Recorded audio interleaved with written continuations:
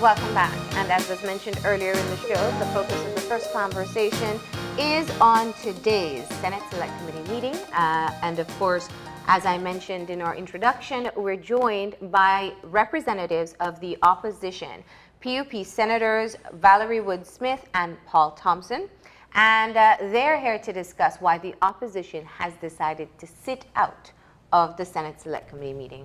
Good morning and welcome, and thank you for joining us. Good morning, thanks for having us. So definitely has been very interesting. I think yesterday, Senator Woods, we got the opportunity to hear from you in terms of the decision that has been made collectively by the party. I want to hear firsthand just your individual input in making this decision. Was it a recommendation that came from both of you as senators? Well, from all three senators appointed by the opposition, certainly after full review of not just the motions, but the entire process on how we got here, weighed in, and we strongly believe that if we are going to be serious about this particular issue, especially during these times that we're going through, that we shouldn't play around, not even with the process, and there was a lot of that happening. So in addition to that and the principal point of the composition and the extent to which one can summon witnesses, that all weighed in. Right. Yeah. As a party, we consult on these matters, but we're free to make up our own minds. Unlike what I see on the government side, where it appears that the Senate is almost like a rubber stamp for cabinet decisions and for government and for the Prime Minister. So, you know, it's quite a difference from what we see in the government. Now, go ahead. Well, what's the impact that you're hoping to achieve by not attending the meeting today? I don't know if I would refer to it as an impact, but definitely we want to show that we're not just going to talk the talk of good governance, but we are intent on practicing it. And we feel that we've earned that right. We feel that we've come out of a history that not only gives us that moral authority and obligation, but as senators, Paul and I certainly are new to this, and we have not, we've had many instances of being reminded of such.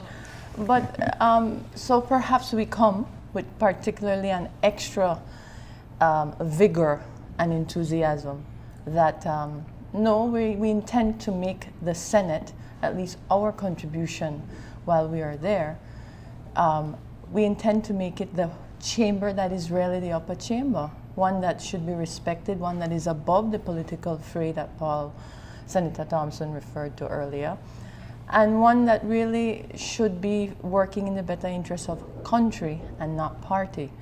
Of course, there will be many times that you will agree, not just to agree, but because it makes sense, some of the bills coming forth and so forth. There's nothing wrong with that, and the Senate, prior to Senator Thompson and myself, had shown that there has been bipartisan approaches and approvals on things.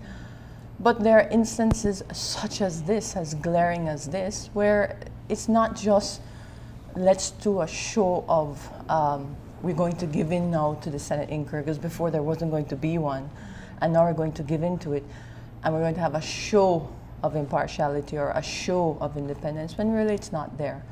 And above all, when the conflict of interest sat in, that has tainted this process and has now tainted the committee.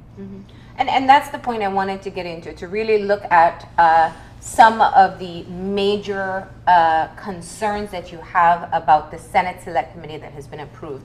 Now, to be clear, and it has definitely been a part of the conversation, you as senators contributed in amending the terms of reference before it was actually passed. You voted against it, but you contributed to amending it into something that would perhaps have a bit more teeth.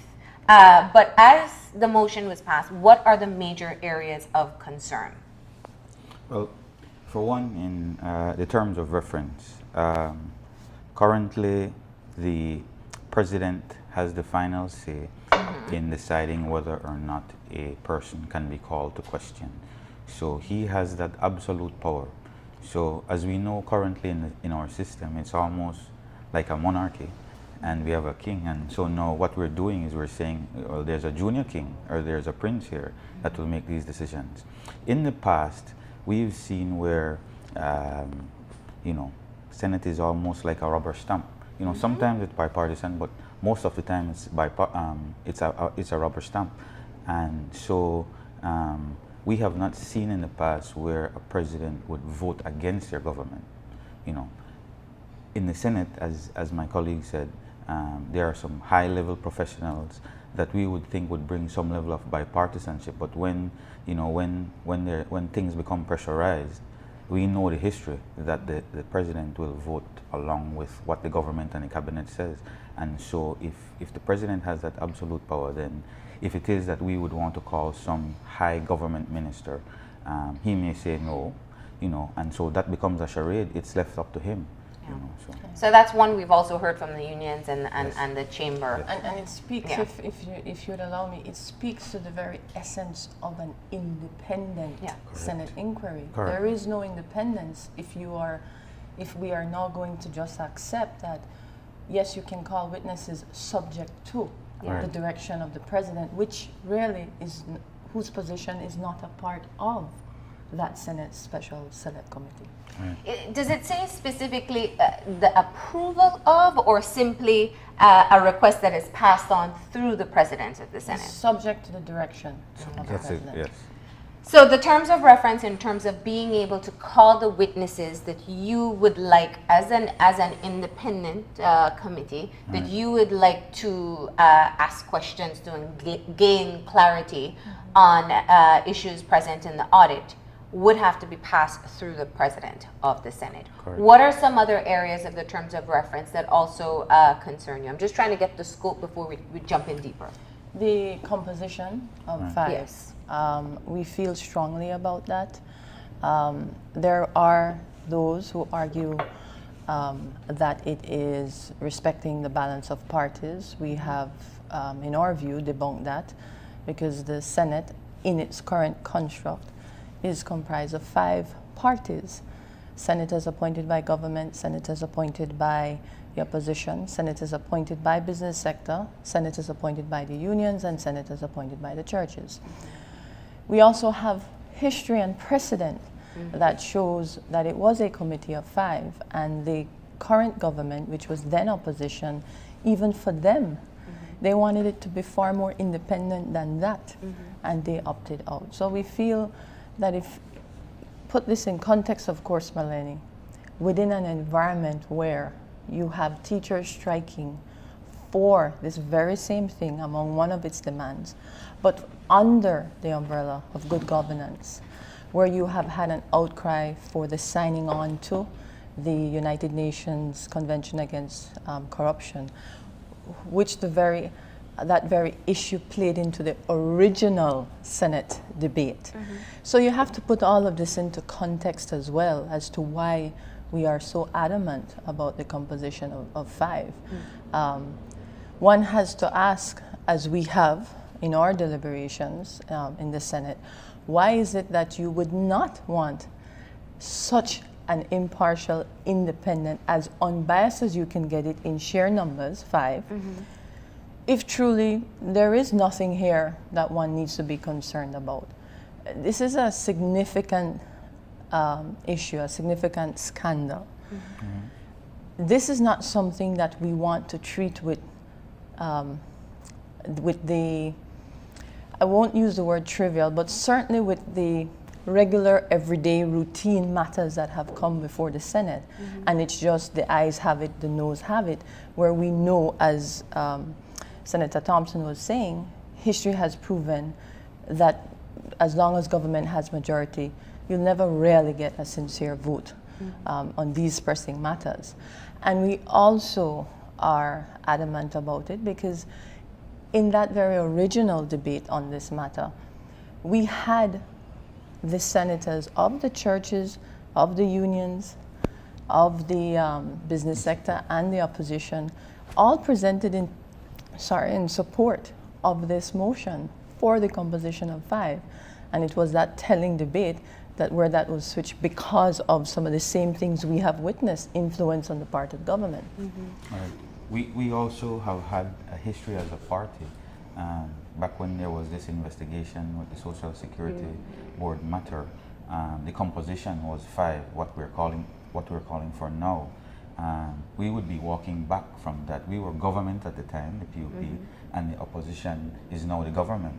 And so if we would accept going to an inquiry with 6, we would be walking back. That doesn't make any sense. Then that would seem, although we are participating just to participate, and that's not something that we are willing to do at this time. And that is a key factor in this discussion, the precedence that has been set. That's We right. saw, and maybe not everybody remembers, it was almost 11 years ago, that the last Senate Select investigation was conducted, and it was 5 representatives, one of each of the individual organizations or entities represented in the Senate.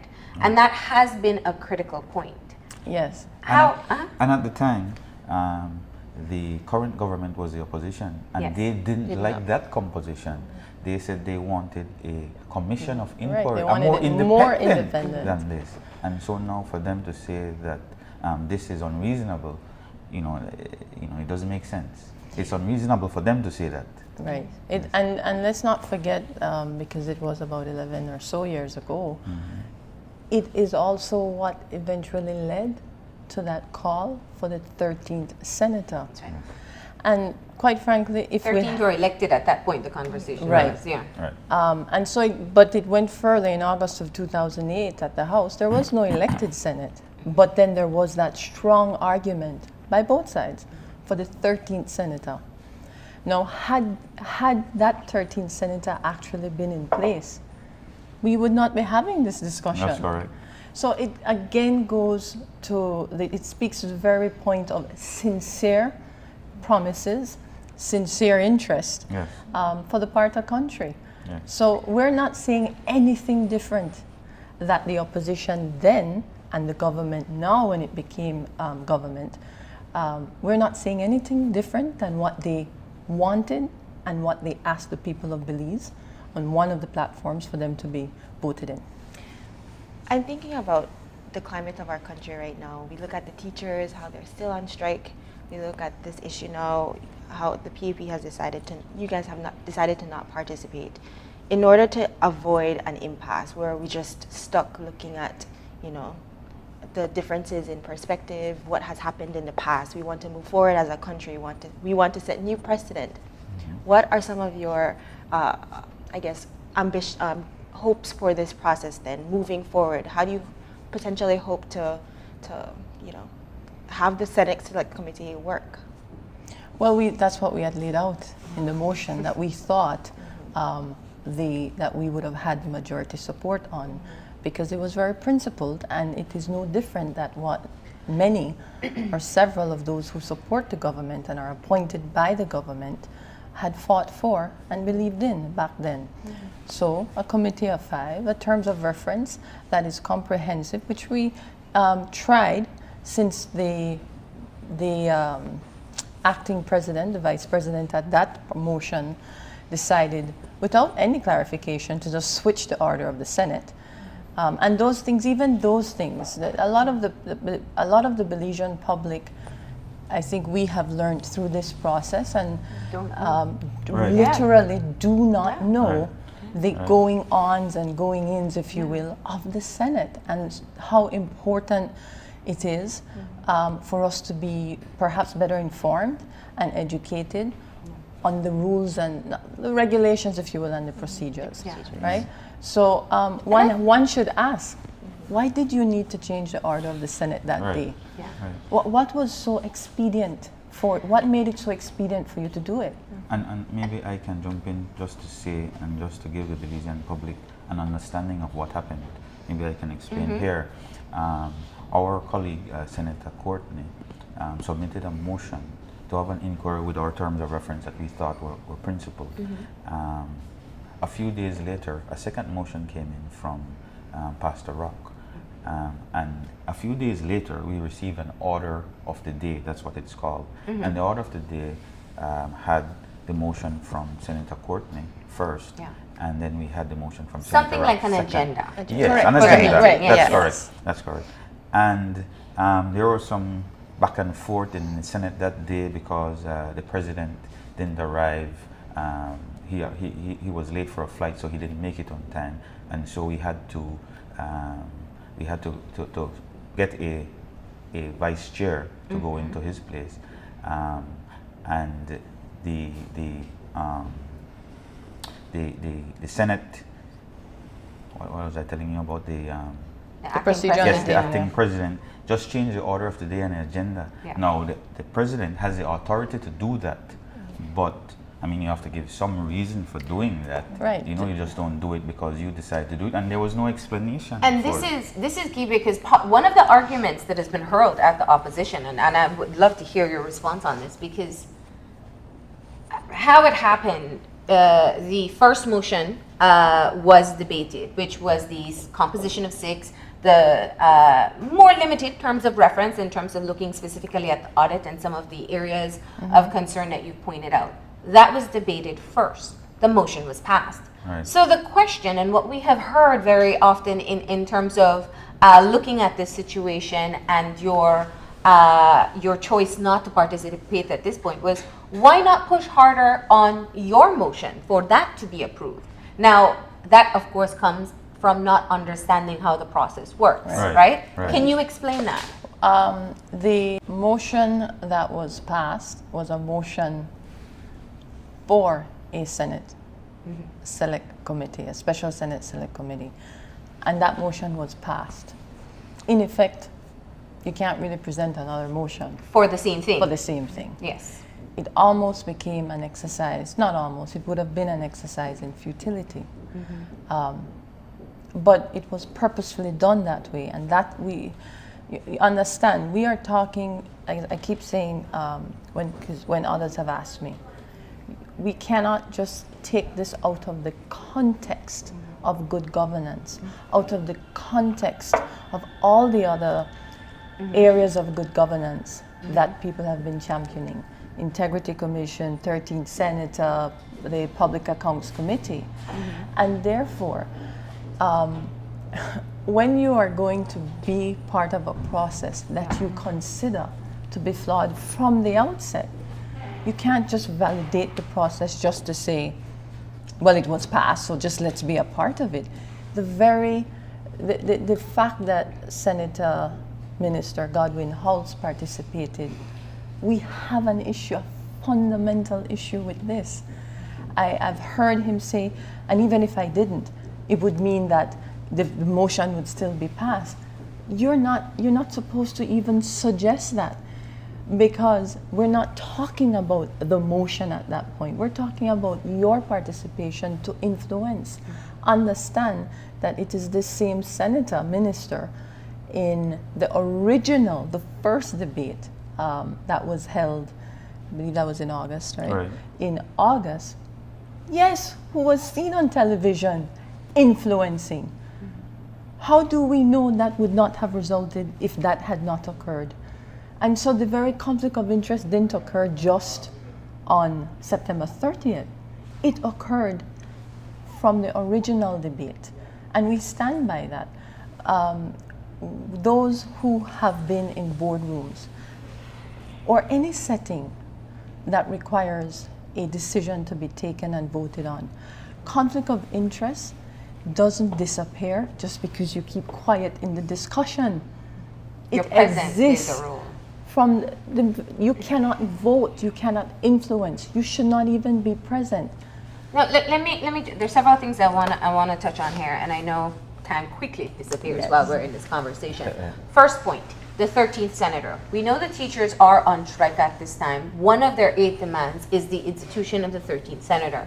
We've heard the same call coming out from other entities as well.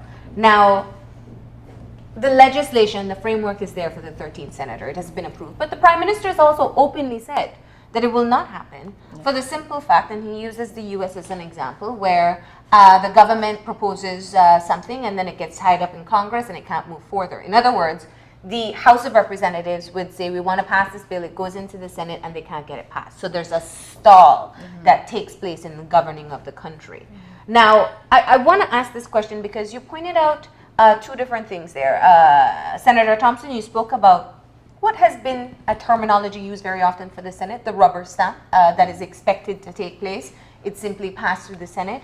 But also, are there possibilities for bipartisanship? Is that perhaps what is not evident, that the feeling or the sentiment of the leaders of the country is if they institute a 13th senator, then everything is going to be stalled? Can I just quickly add, because Yeah. I don't want to lose this thought. First of all, this is not the Republic of the United States of America. Our system is not like theirs. Our Senate is not run like theirs. If it were, we'd probably be having an independent and impartial Senate inquiry. Yes, yes. That's one. Two, there has been history of bipartisanship. The very act of agreeing to the 13th senator was done with bipartisanship. There's only one man and one man alone stopping this, the commencement order, because everything is there. We all agreed on it. And in the current construct of the Senate, we have the history where no, the government is not always just the government, senators that are agreeing with the government. Other senators have agreed with the government. And so it's been very few and far in between when the president has had to come down and do a casting of vote. So that thinking is flawed. But it is also flawed because it is he who proposed it. It is he who put it in the manifesto. It is they, as a party, who did the research on it. It came out of a political reform process. All those things were considered. The very senator who is the leader of government business championed that. So we find that thinking to be flawed and disingenuous to the people of Belize. I have a simple answer for that. I believe that if you are passing good legislation and good bills, Yes. there's no need to worry. We have good, upstanding people in the Senate, from government, from the opposition, and from the social partners. And it would be easy to convince someone from the social partner that, look at this is a good bill, vote for it. There should be no problem there if you have a And 13th perhaps senator. no convincing required. Exactly. Now, similar to the position of the opposition, the unions and the business sector have expressed concern about the motion that has been passed. And in fact, they were involved in the putting together of the motion that would have been presented by the opposition. However, they have decided to participate. We've heard from the chamber that perhaps they will make a motion to be able to make certain changes. And we have to go back to your choice not to participate. This seems to be the precedent set by the opposition. We saw it with the Public Accounts Committee. We've seen where the opposition has walked out of the House. And now your choice is to not participate in this investigation committee that will look into possible wrongdoings within the current administration.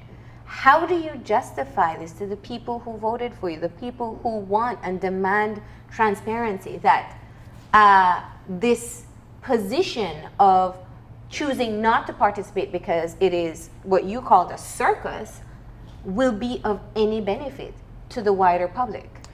Marlene, because the people of Belize want transparency and accountability, is the reason why you have an opposition that should be the check and balance, is the reason why we will not participate in something that is not giving you true transparency and accountability. On the Public Accounts Committee, since you raised it, nothing prevents, absolutely nothing prevents those meetings from continuing right now. Right now, as I understand it, the current construct is a 4 government and 2 opposition, one chair being chaired by the opposition. So the Honorable Julius Espat has been suspended, and I'm not so sure for how long that is. There seems to be a question mark there. But there's other opposition members, man. So we're not being, even in its current construct, which is not one that we want, which is one that the social partners, and yes, that is a term because all of a sudden now we're being questioned about that terminology, but the unions and the churches and the business sector want an amended Public Accounts Committee to have true check and to have even more, if you will, improved check and balance.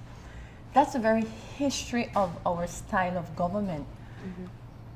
Any government that is in power, those who have the majority in the House, should be able to withstand the scrutiny of their opposition. That is the essence of transparency and accountability. That is what the British Westminster system is based on. And that is all that we're asking for. When you have the government trying to manipulate compositions so that you don't get that scrutiny to the extent that you should in the interest of this transparency and accountability, absolutely, a responsible opposition should take issue with it. We believe that this inquiry would be a charade. For the example that we gave, the president has absolute discretion to call whomever he wants, whomever he chooses. We don't think that, we don't want to hear from the government after the inquiry is finished and them saying, why are you complaining about this? You are a part of this. We don't want to participate just to participate. We want true and effective, processes so that the citizenry can get, true transparency, as my colleague said. And let's not forget, because you mentioned transparency, we have a situation on our hands where the body that should be investigating is head up by one of the very ministers that's involved in this scandal. We cannot, if we're going to be honest and sincere, to not just ourselves, but to the people of Belize who has championed and wanted good governance, and why there's so many are on strike today because of it. How can we say we're going to go through all of this, and then even if there was a report at the end of the day that says, all right, police needs to go and investigate A, B, and C, but it's only the Minister of Immigration who also enjoys that portfolio of the Minister of Police. One of the demands, if I remember, and correct me if I'm wrong here, was that the Minister of Police should be asked to resign. Right. For that same reason, in any responsible country and government, that is what you do. Let me push a little bit further with this. The accusation that has been made by the opposition when we speak about the 13th senator, the hypothetical situation that has been painted, if a 13th senator would be instituted, could be used as an analogy for your decision not to participate in the Senate Select Committee. You don't know whether or not you would be able to influence even one additional witness in that investigation that would perhaps change the thoroughness of what would come out at the end with a report. Assuming there was a 13th senator, you mean? No. I'm saying if you were to use the analogy of the 13th senator, where the Prime Minister feels that there will be total opposition and things won't be able to pass through the Senate, it is similar to what you're saying with the Senate Select Committee. You're saying if we do participate, we won't be able to influence who will be called as witnesses or the extent and thoroughness of the report, the final report that is done. But you don't know that unless you participate. No, I beg to differ on that, Marlene. We're talking about an investigation. We're not talking about an exercise where we just get to repeat what was said in a report. So we have asked that the committee has that independence to call on witnesses. So let's say as an example, we call you. My passport is legitimate, just so everybody knows. Yes, born and raised. We call you, and in your conversation with the committee, you mentioned, well, no, I got my instructions from Mr. X. We should have the ability to call Mr. X. Yes. It's not about influencing, Marlene. That will come down to a vote. It is the process that we are getting at the end of the day. And when that process is flawed, all that follows is going to be flawed. To us, it's basic. It's relying on a history that we have, that we should all be proud of. And it is what a lot of Belizeans, many, have been asking for. So we don't think we're doing wrong by the people. We actually feel that we're standing up for the very same things that they fought for in 2005. And if we're going, as we've been saying, if we're going to talk about it, let's practice it. Now, my last question would be looking at the way forward, because we can't be stuck. The meeting is going to commence today with or without your involvement. Yeah. Are there perhaps areas where you are willing to compromise?